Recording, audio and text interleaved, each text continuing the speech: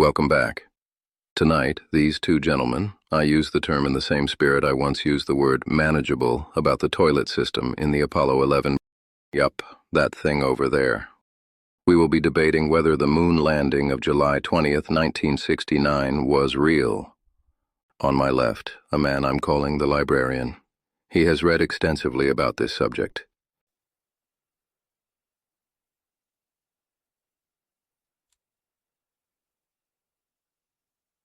He has not, as far as I can determine, read anything written by anyone who actually went to space, but he has read extensively. His particular obsession is the Van Allen radiation belts, which he describes as an impassable barrier. He has not, as far as I can tell, consulted James Van Allen. James Van Allen publicly stated in 2006 that the radiation levels were survivable and that Apollo crossed the belts safely. He was the man who discovered them. I mention this now because the librarian will raise the belts shortly as his strongest point, and I wanted us all to be ready. On my right, a man I'm calling the director. He believes Stanley Kubrick filmed the moon landing on a soundstage. He has a DVD of 2001, A Space Odyssey. He considers this evidence. He also has a Bible. He has used it to confront 9 Apollo astronauts in person, individually, asking each of them to swear on it that they went to the moon. One of those astronauts was 72 years old and punched him in the mug. He regards this as confirmation.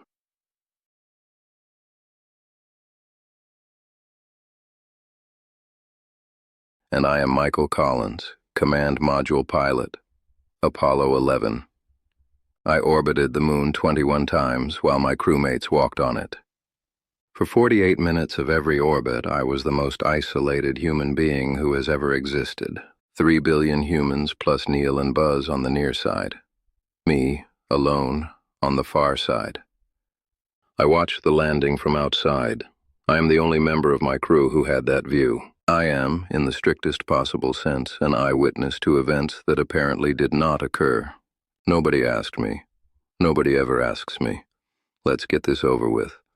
The Van Allen belts are 2 bands of high-energy particles trapped in Earth's magnetic field. The radiation levels in the most intense regions can reach 1,000 rem per hour. The lethal dose for a human being is approximately 400 rem. NASA claimed the astronauts transited these belts. What they chose not to tell you... They filmed it. On a stage. Kubrick lit it. This isn't complicated. ...is that the shielding available in 1969 was completely insufficient to protect human tissue against... Clearly, the physics required a studio. Clearly, the belt problem was insurmountable. Clearly. Would you bloody stop saying clearly before things that are not clear? Have you actually watched 2001? The lighting in the Discovery 1 corridor sequences is technically identical to... We're not doing the Kubrick angle. Nobody credible does the Kubrick angle. I'm telling you, I am credible. I know you think that. In 1969, I was alone behind the moon for 21 hours with no radio contact. I found it peaceful. The radiation dosimetry, if you'll allow me to finish, the crossing time, the shielding specification, the particle density in the relevant belt regions, when you run the actual numbers, the exposure would have been fatal.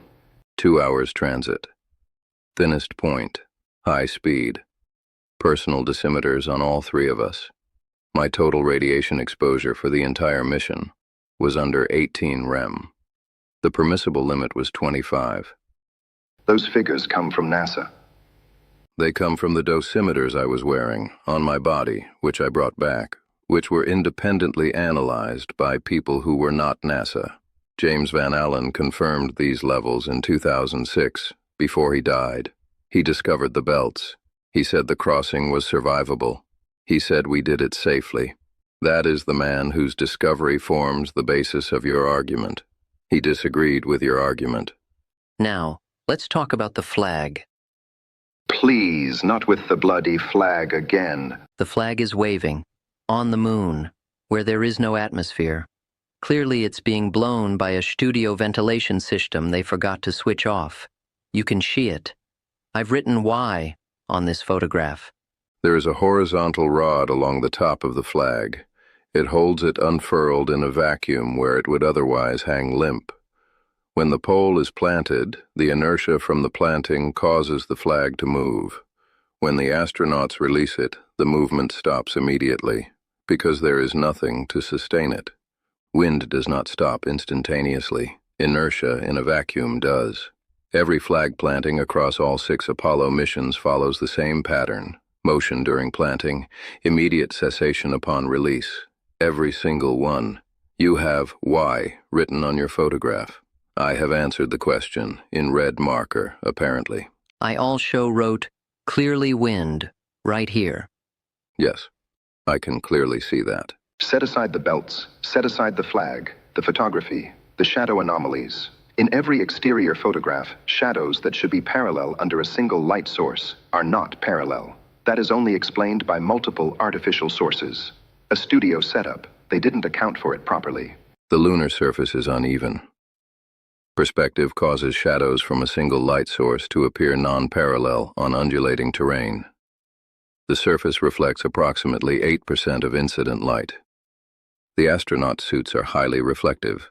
The lander is wrapped in aluminized Kapton foil. The Earth provides earthshine. You have multiple reflected sources from one original source. Every photographer who has professionally examined those images has reached the same conclusion. And the stars. What about the stars? Lunar surface in full sunlight, fast shutter speed, narrow aperture. For stars, slow exposure in near darkness. You cannot photograph both simultaneously. This is basic exposure. ISS photographs also show no stars during daylight passes over Earth. Nobody claims the ISS is faked. I know I'm going to regret saying that. The ISS is fake. Space is fake. I have 5,002 proofs. Not now, Eric. I'll call you later, pal. Just can't get away from these bloody conspiracy theorists. Kubrick. Let's talk about Kubrick. We are not doing Kubrick. There is footage of him confessing. On camera. I have seen this footage. William Carroll made a satirical mockumentary in 2002 called Dark Side of the Moon. An actor playing Kubrick appears to confess, surrounded by deliberately absurd props. The entire film is structured as irony. It is identified as fiction in its own end credits. It has been circulating as genuine for 20 years among people who did not watch it to the end.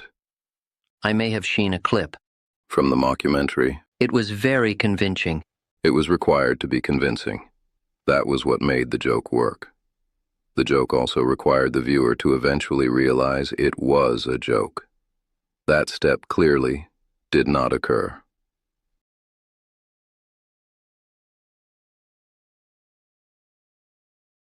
I want to speak now about the retroreflectors, not because anyone has raised them, they have not, but because after this, I would like to leave.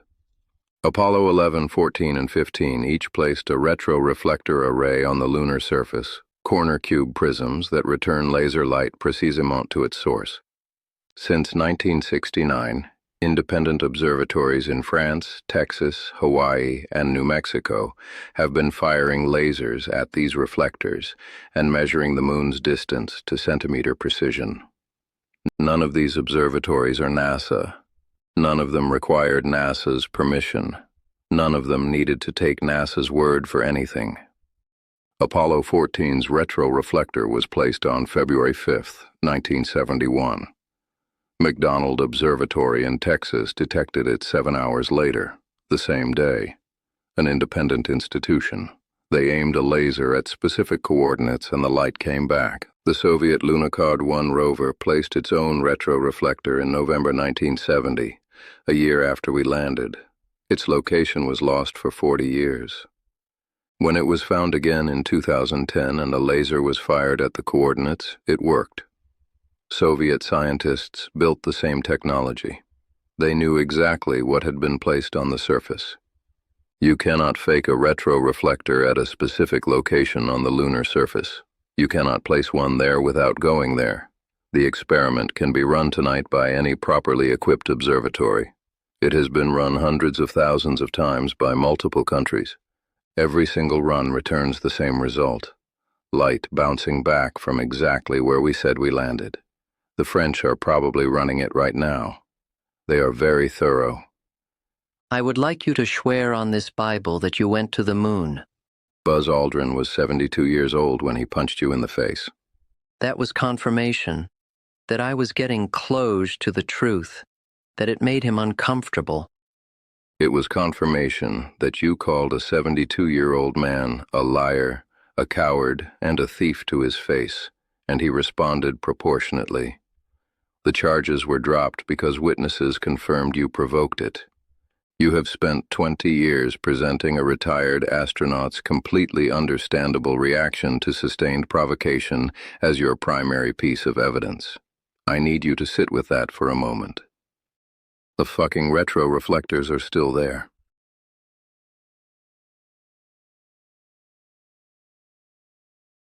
There's a number I keep returning to, 18%.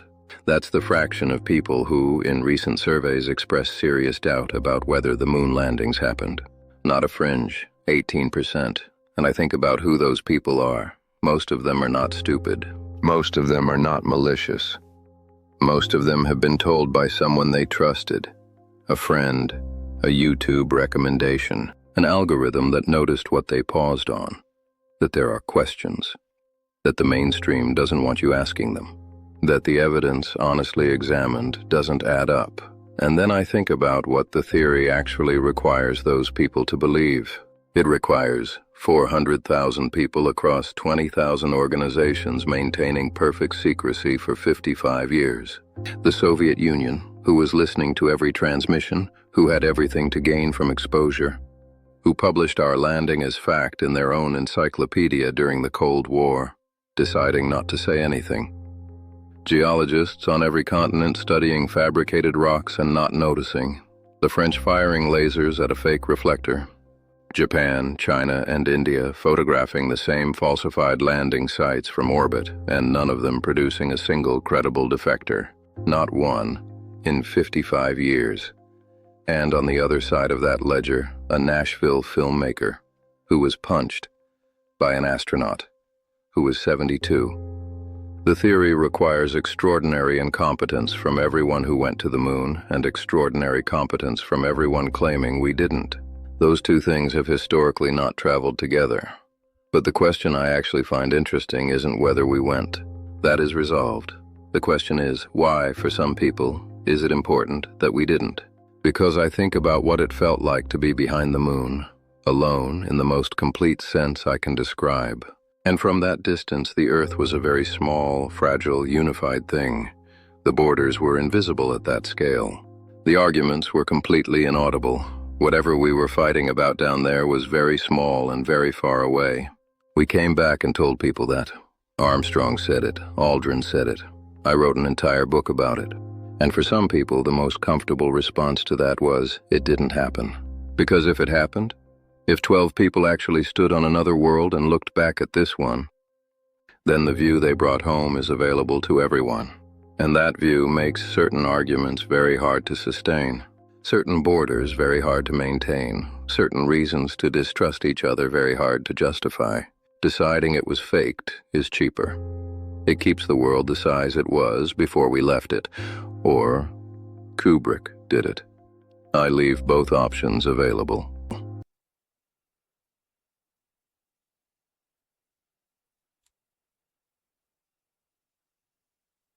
If you actually went to the moon, just hypothetically, why haven't we been back? Money. Politics. Kennedy gave us a deadline. Once we hit it, Congress stopped caring. The last 3 planned Apollo missions were canceled. I find this genuinely depressing, not suspicious. We haven't been back for the same reason we built Concorde and then stopped flying it. Excellence is expensive. Nations have short attention spans. This is not a clue. This is the ordinary history of how institutions work.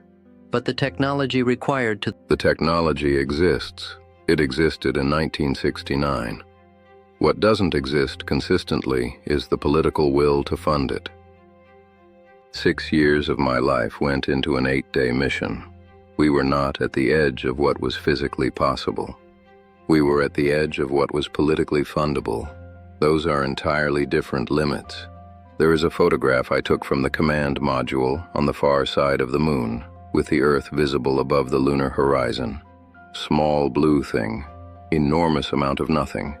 The Eagle lander in the lower frame, beginning its descent. Every human being who has ever lived is in that photograph. Every argument, every border, every reason to distrust the people on the other side of one. Everyone who has ever told you the moon landing was faked. The only person not in the photograph is me, because I'm taking it. One question, please. Where did he come from? Aliens. Did you see aliens? Yes, I did. I knew it. I knew it. What did they look like? Did they have a flag? Have you actually watched 2001? Yes, I have seen it many times. The lighting in the Discovery 1 corridor. Anyway, I proved my point. Huh? How? He didn't swear on the Bible now, did he? The Apollo retroreflectors are real, being used by independent observatories tonight. The French are doing it. They've been doing it since 1969. They will continue. The Soviet Union tracking the missions and saying nothing is real. They published Apollo 11 as historical fact in their own encyclopedia in 1970. 382 kilograms of moon rocks studied by independent geologists worldwide is real.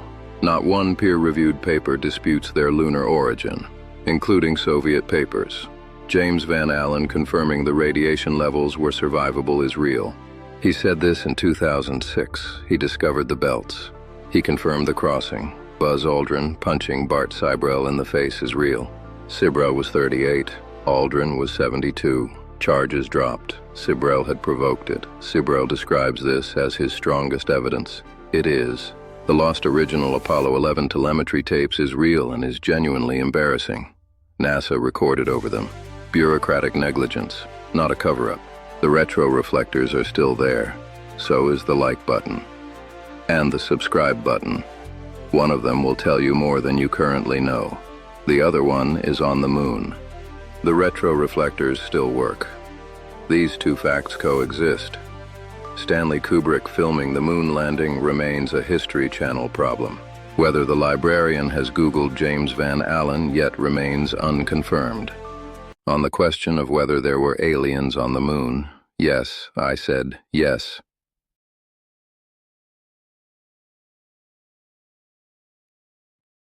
On the moon, we were the aliens. One more thing. There is a man named Dave McKeegan. He is a professional photographer. He has spent a considerable amount of time explaining, using facts, science, and experimentation, exactly why the photographs from the Apollo missions are consistent with having been taken on the moon by people who were on the moon. He does this without the years of accumulated irritation I bring to the subject. This is, on balance, probably more useful. His channel is in the description. I recommend it. He also, I understand, went to Antarctica to test the flat Earth theory in person. Nobody asked him to do that. He just went. I respect that.